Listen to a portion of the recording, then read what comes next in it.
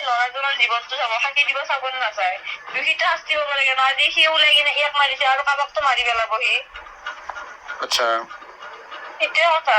মানে যিটো অভিযোগ উঠছে এইটো মিছা আৰু এইটো মিছা এতিয়া কি কৈছে ছাৰহঁতে এতিয়া ছাৰহঁতে মোক থৈ আহিব ঘৰত আচ্ছা কালি শাস্তি দিবৰ কাৰণে আহিব লাগিব কোৰ্টত আচ্ছা ঠিক আছে দিয়া তেওঁলোকৰ যোগাযোগ সেয়া নাই নেকি যিজনে মাৰ্ডাৰ কৰিছে তেওঁৰ লগত সেই নাই আপোনাৰ চিনাকি নাই তেওঁৰ লগত নাই একো নাই এটা মৃগাংকৰ লগত যোগাযোগ নাই নেকি চিনাকি হয় মই দেখিছো জাষ্ট কিনে হেল্প কৰিছো আৰু আচ্ছা যিটো অভিযোগ উঠছে এইটো নহয় আৰু যে মৃগাংক বৰ্মনৰ লগত কিবা ৰুমত থকা কিবা থকা নাই নহয় ৰাজু আলীক কেনেকে চিনি পায় মোৰ সেই চিম বনাই দিছে যে মোৰ আজি নহয় সি মোক 1 বছৰে মোক মোৰ হাজবেণ্ডেও সিক মাৰিছে সিদিনা মনকে মাৰিছো মই মাৰিছো মোৰ বাচ্ছা এটাই ক'ব যে মোৰ যে সম্পৰ্ক মোৰ বাচ্ছা এটাই ক'ব যে মই সিক মাৰিছো মানে ৰাজু আলীৰ লগত আপোনাৰ মানে আগৰ পৰা এনে চিনাকি আছে আপোনাৰ চিনাকি মানে আপোনাক ভয় ভাবুকি কৈ থাকে মোক ভয় কৰি থাকে ব্লেকমেইলিং কৰি থাকে কিহৰ কাৰণে ব্লেকমেইলিং কৰে কি ক্ষেত্ৰত মানে সিক মোক লাগে আৰু তোৰ যেনে মোৰ নহয় ন আৰু হ'ব নিদিও মই যদি কাৰোবাক মাতো এই কথাটো আপোনাৰ হাজবেণ্ডে গম পায় নে আপোনাৰ গম পায় আচ্ছা আপোনালোকে কল ৰেকৰ্ডিংটো শুনিলে এজনকৈ মানুহ এই পৃথিৱীৰ পৰা চিৰ বিদায় ল'লে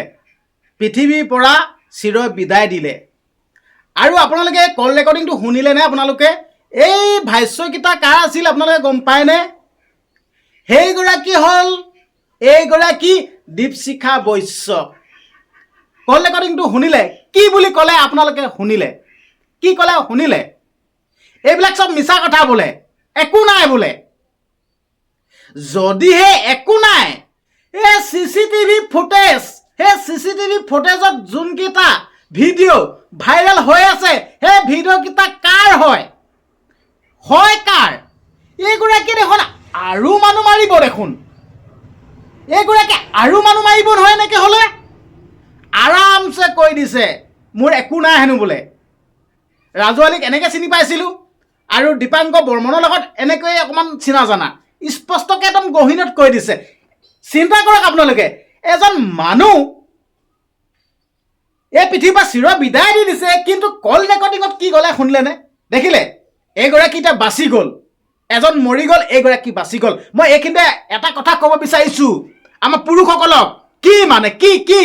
হে আমাৰ বোৱাৰী মাইকী পকৰত গৈ কি মানে দেখিলে নহয় এজনটো মৰি গ'ল উল্টা মাৰি দিলে বিশ্বাস কেতিয়াও নকৰিব এই নাৰী জাতিটোক আচলতে নাৰী জাতি বুলি কওঁতে ভাল যোনসকল নাৰী আছে সেই নাৰীসকলে গাত পাতি কিন্তু নল'ব দেই যদিহে গাত পাতি লয় নহয় আপুনি নিজে দুখী হ'ব মই ক'ব বিচাৰিছোঁ যোনসকল এনেকুৱা চৰিত্ৰবাদিত যি চৰিত্ৰ লেতেৰা নিজৰ মতা থকা পাছতো আনৰ মতাক ভাল পোৱা লেতেৰা চৰিত্ৰ এই নাৰীসকলৰ কথা কৈছোঁ ভাল নাৰীসকলৰ কথা কোৱা নাই মই ভাল নাৰীসকলক শ্ৰদ্ধা কৰোঁ এই দীপশিখা বৈশ্যৰ নিচিনা এনেকুৱা লেতেৰা মহিলাসকলৰ কথা ক'ব বিচাৰিছোঁ দেখিলে এইগৰাকী স্পষ্ট কৈছে একো অনুশোচনা নাই ঠিক আছে একো গমেই নাপায় গম নোপোৱা ভাও জুই দিলে চিন্তা কৰক না কল ৰেকৰ্ডিংটোত স্পষ্টকৈ কি বুলি ক'লে আপোনালোকে আকৌ শুনিব নেকি লগাই ৰ'ব আকৌ শুনক মই লগাই দিছোঁ আকৌ এপ্লাই কৰিছোঁ শুনক ল'ৰাজনৰ জীৱনটো চাব শান্তি দিব চাব নাচায় দুখিটা শাস্তি হ'ব লাগে ন আজি সি ওলাই কিনে ইয়াক মাৰিছে আৰু কাৰোবাকতো মাৰি পেলাব সি আচ্ছা সেইটোৱে কথা মানে যিটো অভিযোগ উঠছে এইটো মিছা আৰু এইটো মিছা দেখিলে মিছা মানে কোনো যোগাযোগ নাই তাৰমানে এতিয়া ছাৰহঁতে মোক থৈ আহিব ঘৰত আচ্ছা শুনক শাস্তি দিবৰ কাৰণে আহিব লাগিব কোৰ্টত আচ্ছা শুনক ঠিক আছে দিয়া কি তাৰমানে যোগাযোগ সেয়া নাই নেকি যিজনে মাৰ্ডাৰ কৰিছে তেওঁৰ লগত সেই নাই আপোনাৰ চিনাকি নাই তেওঁৰ লগত নাই একো নাই এটা মৃগাংকৰ লগত যোগাযোগ নাই নেকি চিনাকি হয় মই দেখিছো জাষ্ট কিনে হেল্প কৰিছো আৰু আচ্ছা যিটো অভিযোগ উঠছে এইটো নহয় আৰু যে মৃগাংক হোটেলত 3 ঘণ্টা থকাটো নহয় বুলি কৈছে নাই নহয় দেখিলে ৰাজু আলীক কেনেকে চিনি পায় মোৰ সেই চিম বনাই দিছে যে মোৰ আজি নহয় সি মোক 1 বছৰে মোক মোৰ হাজবেণ্ডেও সিক মাৰিছে সিদিনা মনকে মাৰিছো মই মাৰিছো মোৰ বাচ্ছা এটাই ক'ব যে মোৰ যে সম্পৰ্ক মোৰ বাচ্ছা এটাই ক'ব যে মই সিক মাৰিছো মানে ৰাজু আলীৰ লগত আপোনাৰ মানে আগৰ পৰা এনে চিনাকি আছে আপোনাৰ চিনাকি মানে আপোনাক ভয় ভাবুকি কৈ থাকে মোক ভয় কৰি থাকে ব্লেকমেইলিং কৰি থাকে কিহৰ কাৰণে ব্লেকমেইলিং কৰে কি ক্ষেত্ৰত মানে সিক মোক লাগে আৰু তোৰ যেনে মোৰ নহয় ন আৰু হ'ব নিদিও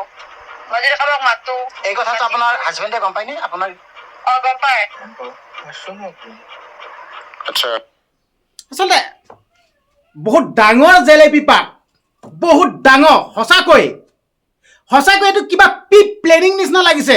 বেহাবাৰী আউটপোষ্টত অভিনয় কৰা মৃগাংক বৰ্মন যেন এই দুনিয়াত নাই। এই যে যি প্ৰহাৰ কৰিলে, যি হত্যা কৰিলে, এই বস্তুটো সঁচাকৈ প্ৰি প্লেনিং নিচিনা লাগিছে, একদম প্ৰি প্লেনিং নিচিনা লাগিছে। কাৰণ কেলে